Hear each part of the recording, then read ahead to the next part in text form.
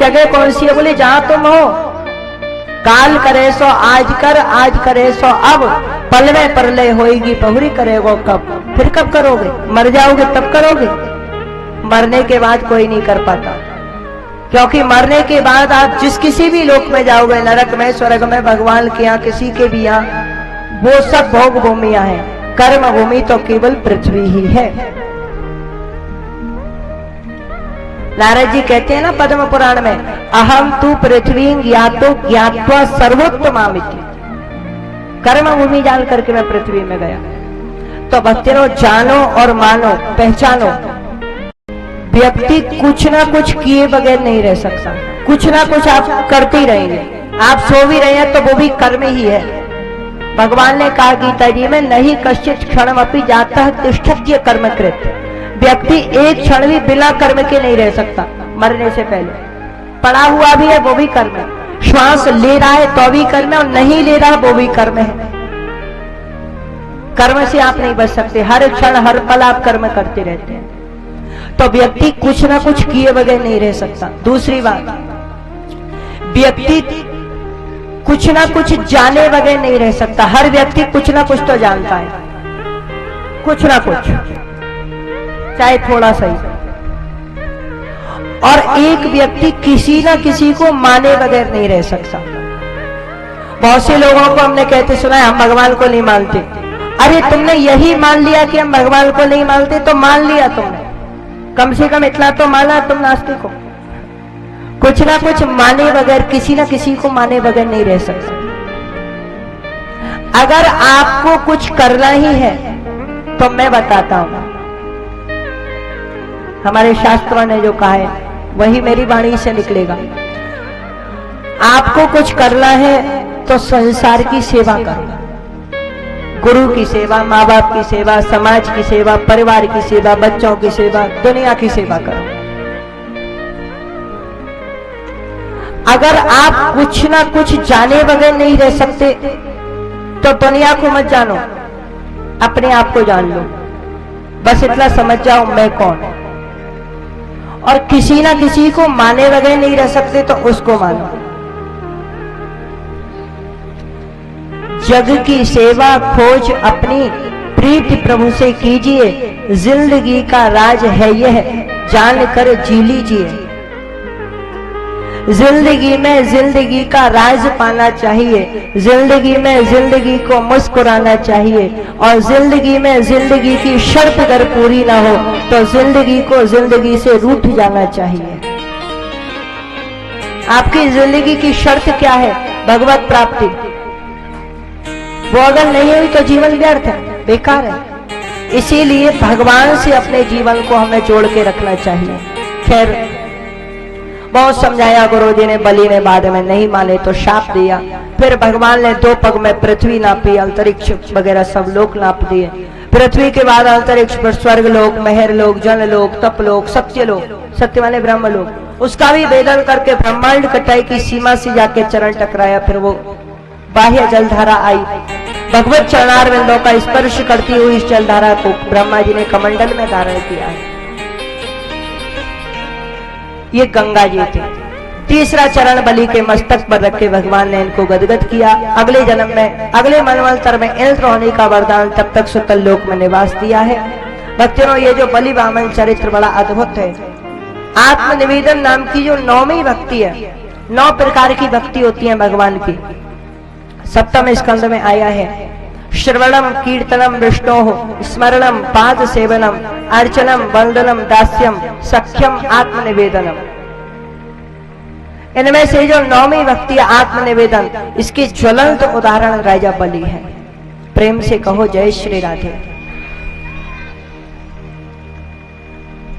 एक अध्याय में मत्स्यावतार भगवान की कथा श्रवण करा के 8वें स्कंद संपन्न किया है। 9वें स्कंद में प्रवेश करते हैं। देखिए, 9वें स्कंद में भी 24 अध्याय है। वंशावली का इसमें वर्णन है, सूर्य वंश और चंद्र वंश का। अच्छा, आज तो आप लोग नंद महोत्सव मनाने आए हो क्या?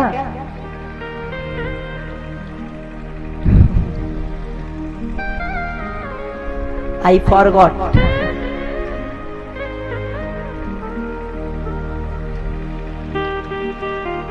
चलिए आज के प्रसंग में पहुंच जाते हैं जल्दी जल्दी। अच्छा आप लोग एक बात बताओ, आप लोग तो ब्रज के पास में ही रहते हो, सब लोग ब्रज भाषा तो समझ लोगे ना, वृंदावन तो जाते रहते हो। ठाकुर जी कथा ब्रज भाषा में चलेगी आज से, ठीक है? मुस्कुरा तो हो नहीं रहे हो, चेहरा खिल के आना चाहिए। आहा, जैसे कमल का फूल खिलता है, गुलाब का फूल।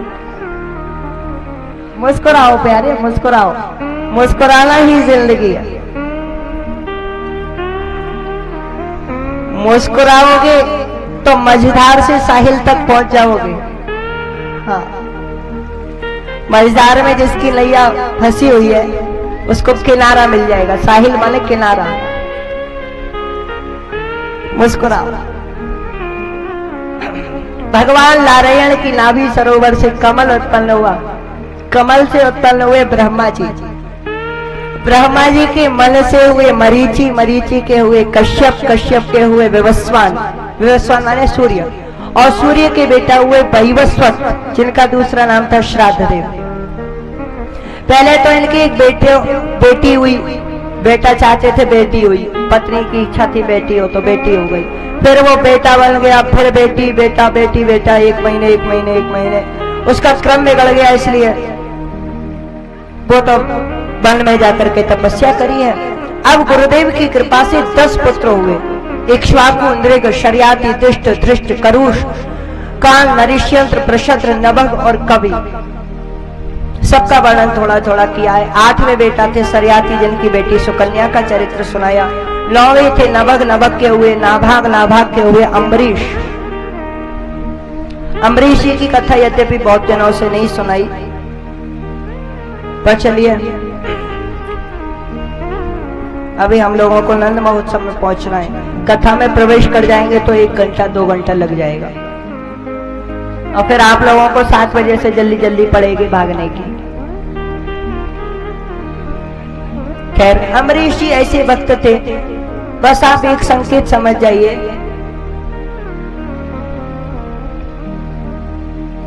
दुनिया तो भगवान की सेवा करती है, भाई भगवान को मानते हैं, पर अम्बरीश ऐसे वक्त थे जिनकी सेवा भगवान भी किया करते थे। एक बार आटा तो पिसा पिसाया होता है, गेहूं पीस रहे थे राजा। अब गेहूं पीसते पीसते पसीना आया, गर्मी लगी। राजा गेहूं क्यों पीस रहे थे? आप सोच रहे होंगे कि जेल वेल में चले गए थे क्या? चक्की पीसने पड़ गई? नहीं, असल में बात ये थी कि भगवान की जितनी भी सेवा होती थी अपने हाथ से किया करते थे, पुजारी जी से नहीं करवाते थे। मतलब बाग में फूल लगाने से लेके फूल उगाने से लेकर के माला बनाने तक का काम राजा खुद किया करते थे। स्वयं गेहूं लेके आएंगे और स्वयं उसको पीसेंगे। आटे का स्वयं जैसा टूटा फूटा बनेगा वैसा भोग लगा के पाएंगे। ये नियम था राजा का। तो भगवान के लिए गेहूं पीस रहे थे, चक्की चला रहे थे, पसीना आया तो भगवान प्रकट होकर पंखा करने लगे, ऐसे से जलाने लगे। ये कथा भागवत जी में नहीं, भक्तमाल जी में आती है। अब वो पंखा जलाने लगे। अच्छा बताओ, भक्तमाल बहुत अच्छा ग्रंथ है, बहुत ही अद्भुत ग्रंथ है, और मैं ये कहने से कतई नहीं चूकूंगा कि भक्तमाल भागवत जी से ज्यादा श्रेष्ठ है। भक्तमाल नाम का ग्रंथ जो है वो भागवत जी से भी ज्यादा श्रेष्ठ है। कभी भक्तमाल की कथा हमने तो नहीं पढ़ी भी नहीं है ढंग से, अभी सुनाई भी नहीं है, पर कभी इच्छा है भक्तमाल की कथा सुनाने की। उसमें केवल भक्तों के चरित्र हैं। बहुत अद्भुत ग्रंथ है महाराज। उसमें कथा आती है। तो खैर भगवान पंखा जला रहे थे। अम्बरीश ने देखा हवा कहां से आ रही है, अभी तो गर्मी लग रही थी, अब ठंडक महसूस होने लगी। पीछे मुड़ के देखा तो भगवान ऐसे ठाकुर जी प्रकट होकर पंखा जला रहे। अरे जय जय प्रभु, क्या कर रहे हो? भगवान बोले आप क्या कर रहे हो? बोले हम तो आपकी सेवा कर रहे हैं। भगवान बोले हम भी आपकी सेवा कर रहे हैं। अरे प्रभु आपकी सेवा करना तो मेरा कर्तव्य है। भगवान बोले आपकी सेवा करना मेरा कर्तव्य। अरे बोले दुनिया आपको पूछती है आप मेरी सेवा करके काई को अपराध चलाते हो। भगवान बोले इसमें अपराध क्या? मैंने गीता में वचन दिया है, अर्जुन से कहा है, ये यथामाम प्रपद्यन्ते तांग तथैव भजाम्य हम। जो मुझको जिस भाव से बचता है मैं भी उसको उसी भाव से बचता हूँ। अब तुम मेरी सेवा कर करके मेरे ऊपर भक्ति का ऋण चढ़ा दोगे तो मुझे तो उतारना ही पड़ेगा ना, इसलिए मैं भी तुम्हारी सेवा करूंगा। प्रभु फिर मैं आपकी सेवा छोड़ दूंगा? बोले छोड़ दो, मैं भी छोड़ दूंगा। तुम करोगे तो मैं भी करूंगा। बोले आप भगवान है, मैं आपका भक्त हूं। भगवान बोले हाँ मैं जानता हूं, मैं भगवान हूं, तुम मेरे भक्त हो, लेकिन उसके बाद एक और बात है। क्या? बोले मैं तुम्हारा भक्त हूं। भक्त की 3 श्रेणियां होती हैं। हनुमान जी महाराज के जीवन से तो ये तीनों श्रेणियां आपको देखने को मिली जाएंगी प्रत्यक्ष। भक्त की पहली श्रेणी, भक्त भगवान को भजता है। दूसरी श्रेणी, भगवान भक्त को भजते हैं। और तीसरी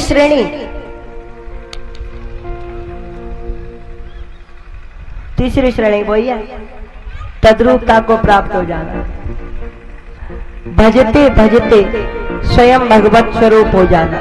सोहम सह अहम अस्मि, वह मैं हूं। हनुमान जी के जीवन में तीनों श्रेणियां आई। उन्होंने भगवान को भजा, भगवान ने भी उनको भजा, और आज हनुमान जी स्वयं भगवत स्वरूप है। आज ये स्थिति है, अगर आप भगवान श्री राम की सहज प्राप्ति चाहते हो तो हनुमान जी की भक्ति शुरू कर दो, जल्दी मिल जाएंगे। तो ये भक्त और भगवान की लीलाएं चलती रहती है। भगवान बड़े चतुर हैं, सीधे साधे नहीं है। अगर कोई सोचे भगवान बोले वाले जल्दी पट जाते हैं, जल्दी नहीं पटते। एक भक्त ने भगवान से पूछा, बोले प्रभु आपके पास तो बड़ा माल है। भगवान बोले कहाँ माल है, गरीब है हम तो। नहीं हमने सुना है बड़ा माल है। अरे बोले कहां से माल आएगा मेरे पास? तो फिर आपने सुदामा को कहां से माल दे दिया? सुदामा जी को इतनी सारी संपत्ति 2 मुट्ठी चावल में। भगवान बोले मेरा थोड़ा ही था। तो अरे ये भक्त लोग चढ़ाते हैं ना लाला करके, यही मैं बांट देता हूं। लोग सोचते हैं भगवान ने इतना दे दिया, मैंने इतना नहीं दिया, मैंने तो केवल इधर का उधर किया है। मैं तो केवल सरकाता हूं, मेरा काम है सरकाने का, इधर से उधर बस। अब आप उधर देख लो, पल्ला बन रहा है, इधर देख लो, देख लो पहले देख लो, फिर सुन लेना कथा।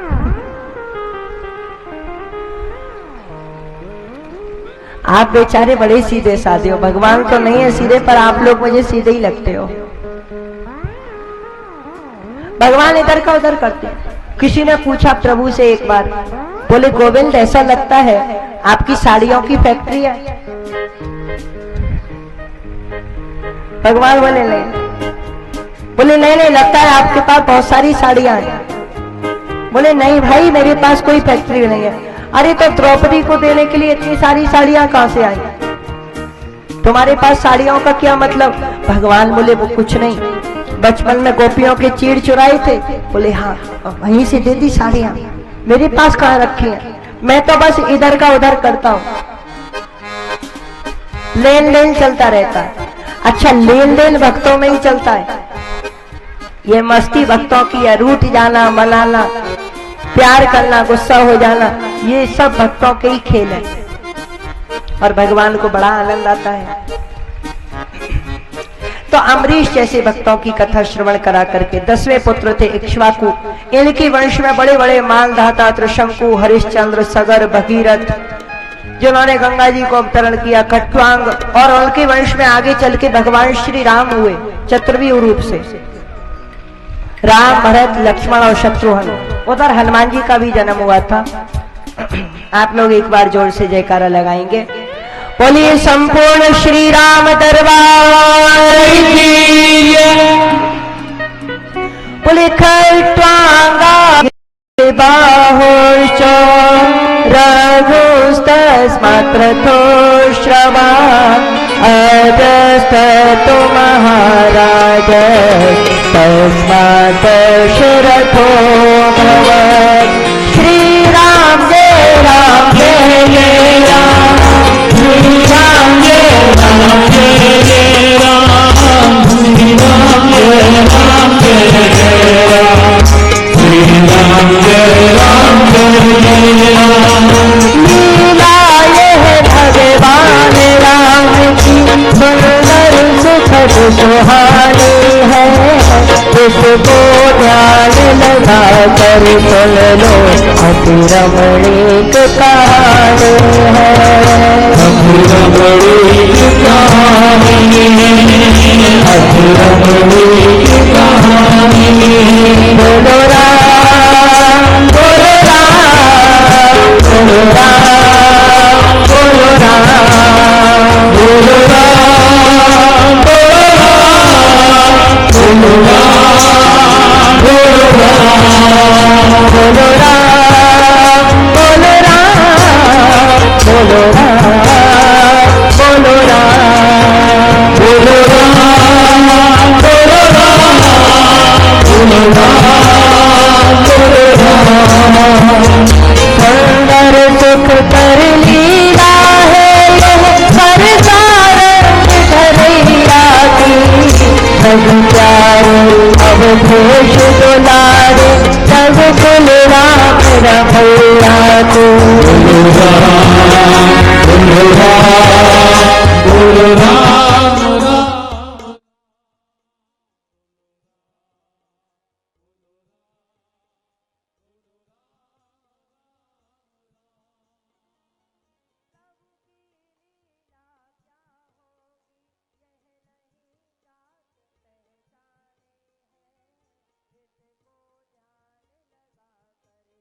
लो अति रमणीक कहानी है, अति रमणीक कहानी है, अति रमणीक कहानी है। बोलो राम बोलो राम बोलो राम बोलो राम बोलो राम बोलो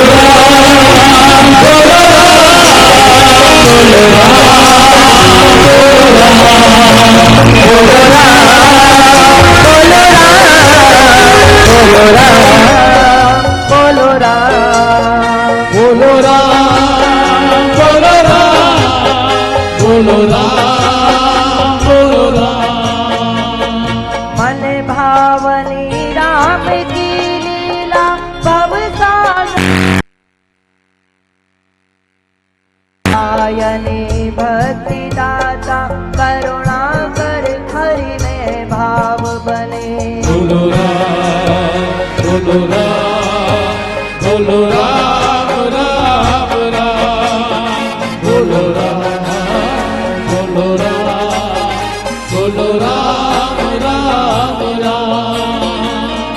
प्रभु की लीला क्या होगी यह नहीं जात पहचानी है, इसको ध्यान लगा कर सुनना अति रमणीक कहानी है, अति रमणीक कहानी है, अति रमणीक कहानी है। लीला यह भगवान राम की सुंदर सुखद सुहानी है, इसको ध्यान लगा कर सुन लो अति रमणीक कहानी है, अति रमणीक कहानी है, अति रमणीक कहानी है। बोलो राम बोलो राम बोलो राम बोलो राम बोलो राम। जय हो ताली बजाते हुए बोलो राम बोलो राम बोलो राम राम राम बोलो राम राम राम बोलो राम राम राम बोलो राम राम राम बोलो राम राम राम बोलो राम राम राम बोलो राम राम राम बोलो राम राम राम। सीता राम राम राम सीता राम राम राम सीता राम राम राम सीता राम राम राम सीता राम। जय हो ताली बजाते हुए बोलो राम राम राम, बोलो राम राम राम, बोलो राम राम राम राम, बोलो राम राम राम, बोलो राम राम राम, बोलो राम राम राम, बोलो राम राम राम, बोलो राम राम राम। सीता राम राम राम, सीता राम राम राम, सीता राम राम राम, सीता राम राम राम, बोलो राम राम राम,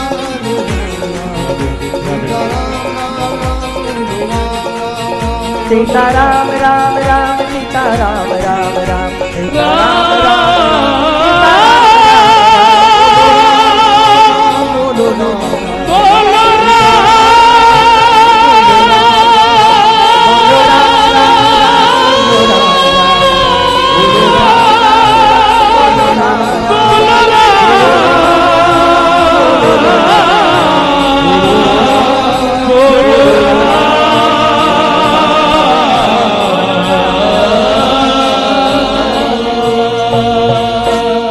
बोलिए श्री रामचंद्र भगवान की।